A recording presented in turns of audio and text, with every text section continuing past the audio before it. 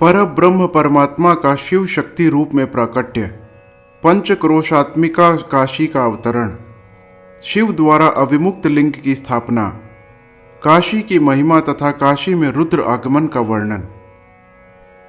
सूत जी बोले, हे श्रेष्ठ ऋषिगण, अब विश्वेश्वर के महापाप नाशक महात्म्य का वर्णन करूंगा, आप लोग सुने। संसार में यह जो कुछ भी वस्तुमात्र दिखाई देता है वह चिदानंद स्वरूप निर्विकार एवं सनातन है। अपने कैवल्य भाव में ही रमने वाले उस अद्वितीय परमेश्वर को दूसरा रूप वाला होने की इच्छा हुई, वही सगुण हो गया जो शिव नाम से कहा जाता है। वे ही स्त्री तथा पुरुष के भेद से दो रूपों में हो गए। उनमें जो पुरुष था वह शिव कहा गया एवं जो स्त्री थी वह शक्ति कही गई। हे मुनि सत्तमो, उन दोनों अदृष्ट चित्त तथा आनंद स्वरूप शिव शक्ति द्वारा स्वभाव से प्रकृति तथा पुरुष भी निर्मित किए गए। हे द्विजों, जब इस प्रकृति एवं पुरुष ने अपने जननी एवं जनक को नहीं देखा तब वे महान संशय में पड़ गए। उस समय निर्गुण परमात्मा से आकाशवाणी उत्पन्न हुई कि तुम दोनों तप करो, उसी से उत्तम सृष्टि होगी। प्रकृति पुरुष बोले, हे प्रभो, हे शिव, तप का कोई स्थान नहीं है, फिर हम दोनों आपकी आज्ञा से कहाँ स्थित होकर तप करें। तब निर्गुण शिव ने अंतरिक्ष में स्थित सभी सामग्रियों से समन्वित संपूर्ण तेजों का सारभूत पंचक्रोश परिमाण वाला एक शुभ तथा सुंदर नगर बनाया, जो कि उनका अपना ही स्वरूप था। उस नगर को शिव जी ने पुरुष के समीप भेज दिया। तब वहां स्थित होकर पुरुष रूप विष्णु ने सृष्टि की कामना से उन शिवजी का ध्यान करते हुए बहुत काल पर्यंत तप किया। तपस्या के श्रम से उनके शरीर से अनेक जलधाराएं उत्पन्न हो गई और उनसे सारा शून्य भर गया। उस समय कुछ भी दिखाई नहीं पड़ता था। इसके बाद विष्णु ने देखा कि यह क्या आश्चर्य दिखाई दे रहा है। तब इस आश्चर्य को देखकर विष्णु ने अपना सिर हिला दिया। तब विष्णु के कान से उनके सामने एक मणि गिर पड़ी। वही मणिकर्णिका नाम से एक महान तीर्थ हो गया। जब वह पंचक्रोशात्मिका नगरी उस जल राशि में डूबने लगी, तब निर्गुण शिव ने उसे शीघ्र ही अपने त्रिशूल पर धारण कर लिया। इसके बाद विष्णु ने प्रकृति नामक अपनी स्त्री के साथ वहीं शयन किया। तब शंकर की आज्ञा से उनके नाभि कमल से ब्रह्मा प्रकट हुए। तब उन्होंने शिव जी की आज्ञा पाकर अद्भुत सृष्टि की रचना की। उन्होंने ब्रह्मांड में 14 लोकों का निर्माण किया।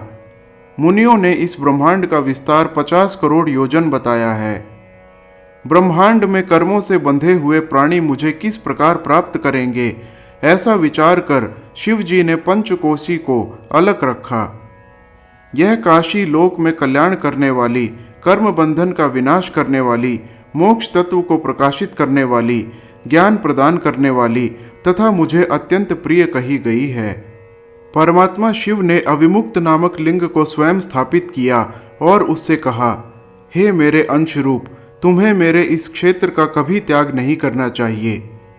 ऐसा कहकर स्वयं सदाशिव ने उस काशी को अपने त्रिशूल से उतारकर मर्त्यलोक संसार में स्थापित किया।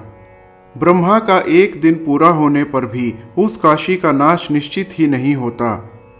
हे मुनियों, उस समय शिव जी उसे अपने त्रिशूल पर धारण करते हैं। हे द्विजों, ब्रह्मा द्वारा पुनः सृष्टि किए जाने पर वे काशी को स्थापित करते हैं। सभी प्रकार के कर्म बंधनों को नष्ट करने के कारण इसे काशी कहते हैं। अविमुक्तेश्वर नामक लिंग काशी में सर्वदा स्थित रहता है। यह महापातकियों को भी मुक्त करने वाला है। हे मुनीश्वरों, अन्यत्र सारूप्य आदि मुक्ति प्राप्त होती है, किंतु यहाँ प्राणियों को सर्वोत्तम सायुज्य मुक्ति प्राप्त होती है। जिनकी कहीं गति नहीं होती उनके लिए वाराणसी पुरी है। महापुण्यदायिनी पंचकोशी करोड़ों हत्याओं को विनष्ट करने वाली है। सभी देवता लोग भी यहाँ मृत्यु की इच्छा करते हैं, फिर दूसरों की बात ही क्या है। शंकर को प्रिय यह नगरी सर्वदा भोग एवं मोक्ष को देने वाली है। ब्रह्मा, विष्णु, सिद्ध, योगी, मुनि तथा त्रिलोक में रहने वाले अन्य लोग भी सदा काशी की प्रशंसा करते हैं। हे महर्षियों, मैं काशी की संपूर्ण महिमा को 100 वर्षों में भी नहीं कह सकता, फिर भी यथाशक्ति वर्णन करता हूँ। जो कैलाशपति भीतर से सत्वगुणी बाहर से तमोगुणी कहे गए हैं तथा कालाग्नि रुद्र के नाम से प्रसिद्ध हुए हैं, वे निर्गुण होते हुए भी सगुण रूप में प्रकट हुए शिव हैं। उन्होंने अनेक बार प्रणाम करते हुए शंकर से यह वचन कहा था। रुद्र बोले, हे विश्वेश्वर, हे महेश्वर, मैं आपका हूँ, इसमें संदेह नहीं है। हे महादेव, मुझ पुत्र पर अम्बा सहित आप कृपा कीजिए। हे जगन्नाथ, हे जगतपते, लोक कल्याण की कामना से आप यहीं पर सदा निवास कीजिए और सबका उद्धार कीजिए, मैं यही प्रार्थना करता हूँ। सूत जी बोले, मन तथा इंद्रियों को संयत करने वाले अविमुक्त ने भी बारंबार शिव की प्रार्थना करके अपने नेत्रों से आंसुओं को गिराते हुए प्रसन्नता पूर्वक शिव जी से कहा। अविमुक्त बोले, हे देवाधिदेव, हे महादेव, हे काल रूपी रोग की उत्तम औषधि, सचमुच आप त्रिलोकपति हैं और ब्रह्मा तथा विष्णु आदि के द्वारा सेवनीय हैं। हे देव, आप काशीपुरी में अपनी राजधानी स्वीकार कीजिए और मैं अचिंत्य सुख के लिए आपका ध्यान करता हुआ यहीं निवास करूंगा। आप ही मुक्तिदाता एवं कामनाओं को पूर्ण करने वाले हैं, दूसरा कोई नहीं। इसीलिए आप लोकोपकार के लिए पार्वती सहित सदा यहीं निवास करें। हे सदाशिव, आप यहाँ निवास करते हुए संसार सागर के सभी जीवों का उद्धार कीजिए और भक्तों का कार्य पूर्ण कीजिए, मैं आपसे बारंबार प्रार्थना करता हूँ। सूत जी बोले, इस प्रकार उन विश्वनाथ के द्वारा प्रार्थना किए जाने पर सबके स्वामी शंकर जी लोकोपकारार्थ वहां भी निवास करने लगे। जिस दिन से वे हर काशी में आए, तभी से वह काशी सर्वश्रेष्ठ हो गई। काशी विश्वेश्वर ज्योतिर्लिंग के महात्म्य के प्रसंग में काशी में मुक्ति क्रम का वर्णन। ऋषि बोले, हे प्रभो, हे सूत जी, यदि वाराणसी महापुरी इतनी पवित्र है तो आप उसका एवं अविमुक्त ज्योतिर्लिंग का प्रभाव हम लोगों से कहिए। सूत जी बोले, हे मुनीश्वरों, मैं संक्षेप में सम्यक रीति से वाराणसी तथा विश्वेश्वर के अति सुंदर महात्म्य का वर्णन करता हूँ, आप लोग सुने। किसी समय पार्वती ने बड़ी प्रसन्नता से संसार के हित की कामना से काशी तथा अविमुक्त का महात्म्य शिवजी से पूछा। पार्वती बोली, हे शिवजी, आप लोक हित की कामना से मेरे ऊपर कृपा करके इस क्षेत्र का महात्म्य पूर्ण रूप से कहने की कृपा करें। सूत जी बोले, देवी का यह वचन सुनकर देवाधिदेव जगत प्रभु ने जीवों के कल्याण के लिए उन भवानी से कहा। परमेश्वर बोले, हे भद्रे, तुमने लोक का कल्याण करने वाला तथा सुखदायक शुभ प्रश्न किया है। अब मैं अविमुक्त तथा काशी के यथार्थ महात्म्य का वर्णन करता हूँ। यह वाराणसी सदा मेरा गोपनीय क्षेत्र है और सब प्रकार से सभी प्राणियों के मोक्ष का भी हेतु है। इस क्षेत्र में सिद्धगण अनेक प्रकार का चिन्ह धारण कर मेरे लोक की प्राप्ति करने की इच्छा से मेरा व्रत धारण कर सर्वदा यहाँ निवास करते हैं। यहाँ पर वे सिद्धगण अपने मन तथा इंद्रियों को वश में करके महायोग का अभ्यास करते हैं एवं भोग तथा मोक्ष देने वाले श्रेष्ठ पाशुपत व्रत का आचरण करते हैं। हे महेश्वरी, जिस कारण से सब कुछ छोड़कर वाराणसी में निवास करना मुझे निश्चय ही अच्छा लगता है, उसे तुम सुनो। जो मेरा भक्त है एवं जो ज्ञानी है, वे दोनों ही मुक्ति के भागी हैं। उन्हें किसी अन्य तीर्थ की अपेक्षा नहीं रहती। उनके लिए विहित तथा अविहित दोनों प्रकार के कर्म समान हैं। उन दोनों को जीवन मुक्त समझना चाहिए। वे जहाँ कहीं भी मरें, उन्हें शीघ्र ही मुक्ति प्राप्त हो जाती है। मैंने यह सत्य वचन कहा है। हे देवी, हे परम शक्ति स्वरूपिणी, इस सर्वश्रेष्ठ अविमुक्त नामक तीर्थ में जो विशेषता है, उसे तुम ध्यान से सुनो। सभी वर्ण तथा आश्रम के लोग, चाहे वे बालक हों, युवा हों अथवा वृद्ध हों, इस पुरी में मरने पर अवश्य मुक्त हो जाते हैं, इसमें संदेह नहीं है। हे द्विजों, पवित्र हो, अपवित्र हो, कन्या हो या विवाहिता, विधवा, वंध्या, रजस्वला, प्रसूता अथवा असंस्कृता, चाहे जैसी कैसी भी स्त्री हो, यदि वह इस क्षेत्र में मर जाए तो मुक्ति प्राप्त कर लेती है, इसमें संशय नहीं है। स्वेदज, अंडज, उद्भिज अथवा जरायुज प्राणी ये सभी यहाँ मरने पर जैसा मोक्ष प्राप्त कर लेते हैं वैसा अन्यत्र कहीं भी नहीं। हे देवी, यहाँ न ज्ञान की अपेक्षा है, न भक्ति की अपेक्षा है, न सत्कर्म की अपेक्षा और न दान की ही अपेक्षा है। यहाँ न संस्कार की अपेक्षा है और न ध्यान की ही अपेक्षा कभी है। यहाँ न नाम की अपेक्षा है, पूजा तथा उत्तम जाति की भी कोई अपेक्षा नहीं है। जो कोई भी मनुष्य मेरे इस मोक्षदायक क्षेत्र में निवास करता है, वह चाहे जिस किसी प्रकार से मरा हो, निश्चय ही मोक्ष को प्राप्त कर लेता है। हे प्रिय, यह मेरा दिव्यपुर गुह्य से भी गुह्यतर है। हे पार्वती, ब्रह्मा आदि भी इसका महात्म्य नहीं जानते हैं, अतः यह महान क्षेत्र अविमुक्त कहा गया है। मरने के बाद यह नैमिषारण्य आदि क्षेत्रों से भी अधिक मोक्षप्रद है। विद्वान पुरुष धर्म का उपनिषद सत्य, मोक्ष का सारतत्व समत्व भाव, क्षेत्र और तीर्थ का उपनिषद अविमुक्त क्षेत्र को कहते हैं। अपनी इच्छानुसार भोजन, शयन, क्रीड़ा आदि विविध क्रियाओं को करता हुआ भी अविमुक्त में प्राण त्याग करने वाला प्राणी मोक्ष का अधिकारी हो जाता है।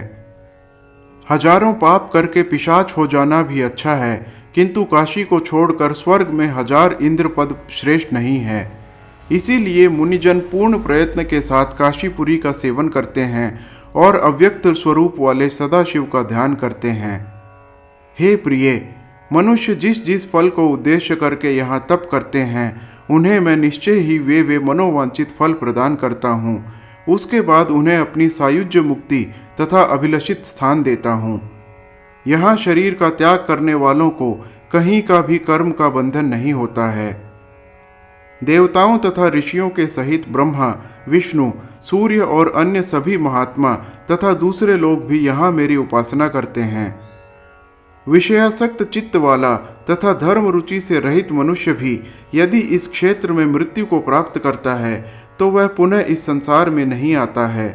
फिर ममता से रहित, धैर्यवान, सत्वगुण में स्थित, अहंकार रहित, पुण्यात्मा तथा सर्वारंभ परित्यागी पुरुषों का कहना ही क्या है, वे सभी तो मुझ में ही लीन रहते हैं। हजारों जन्म लेने के पश्चात योगी पुरुष यहाँ जन्म प्राप्त करता है, वह यहाँ मरने पर परम मोक्ष प्राप्त करता है। हे पार्वती, यहाँ पर मेरे भक्तों ने अनेक लिंग स्थापित किए हैं जो कामनाओं को पूर्ण करने वाले एवं मोक्ष देने वाले हैं। यह क्षेत्र चारों दिशाओं में सभी और 5 कोस तक फैला हुआ कहा गया है। इसमें कहीं भी मर जाने पर प्राणी को अमृतत्व की प्राप्ति होती है।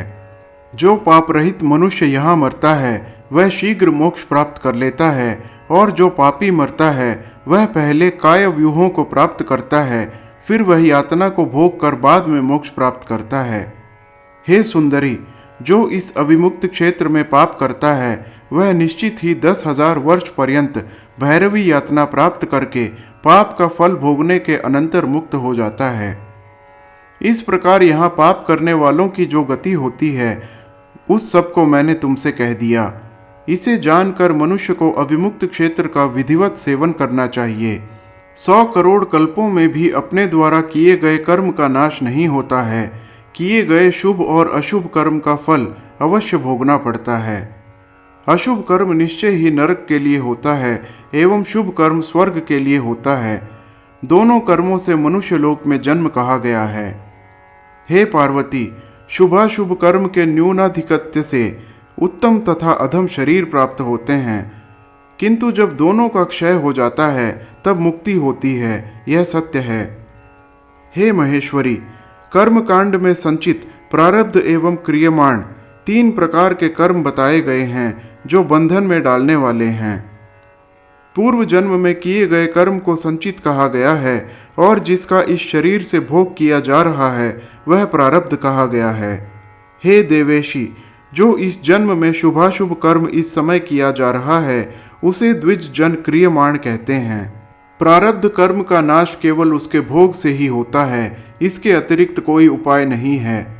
संचित और क्रियमाण इन दोनों कर्मों का नाश पूजनादि उपाय से होता है। संपूर्ण कर्मों का नाश काशीपुरी के अतिरिक्त अन्यत्र नहीं होता है।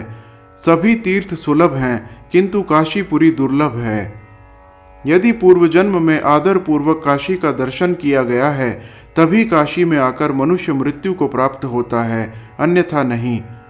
काशी में आकर जो मनुष्य गंगा स्नान करता है उसके संचित तथा क्रियमाण कर्म का नाश हो जाता है। यह निश्चित है कि बिना भोग किए प्रारब्ध कर्म का नाश नहीं होता। जब मनुष्य की मृत्यु होती है तब प्रारब्ध कर्म का भी क्षय हो जाता है। यदि किसी ने पूर्व में काशी सेवन किया है और उसके बाद पाप किया है तो भी काशी सेवन रूप बलवान बीज से उसे काशी पुनः प्राप्त हो जाती है और तब संपूर्ण पाप भस्म हो जाते हैं। इसीलिए कर्म का निर्मूलन करने वाली काशी का सेवन निश्चित रूप से करना चाहिए। हे प्रिय, जिसने एक भी ब्राह्मण को काशी वास कराया वह स्वयं भी काशी वास पाकर मुक्ति प्राप्त कर लेता है। जो काशी में मरता है उसका पुनर्जन्म नहीं होता, किंतु प्रयाग के फल के उद्देश्य से मरने पर कामनानुरूप फल प्राप्त होता है। यदि मोक्षदायिनी काशी तथा वंचित प्रद प्रयाग दोनों का मरण फल एक ही हो तो काशी मरण का अपूर्व फल मोक्ष व्यर्थ हो जाएगा, और प्रयाग में यदि मरण से कामना सिद्धि न हुई तो उसका अपूर्व फल भी सिद्ध न हो सकेगा। अतः मेरी आज्ञा से साक्षात विष्णु भगवान नई सृष्टि रचकर प्रयाग में मनुष्यों को मनोवांछित सिद्धि प्रदान करते हैं। सूत जी बोले, हे श्रेष्ठ मुनियों, इस प्रकार काशीपुरी का तथा विश्वेश्वर का भी बहुत महात्म्य है जो सज्जनों को भोग तथा मोक्ष प्रदान करने वाला है। इसके बाद मैं त्र्यंबकेश्वर के महात्म्य का वर्णन करूंगा जिसे सुनकर मनुष्य क्षण मात्र में संपूर्ण पापों से छूट जाता है। हर हर महादेव।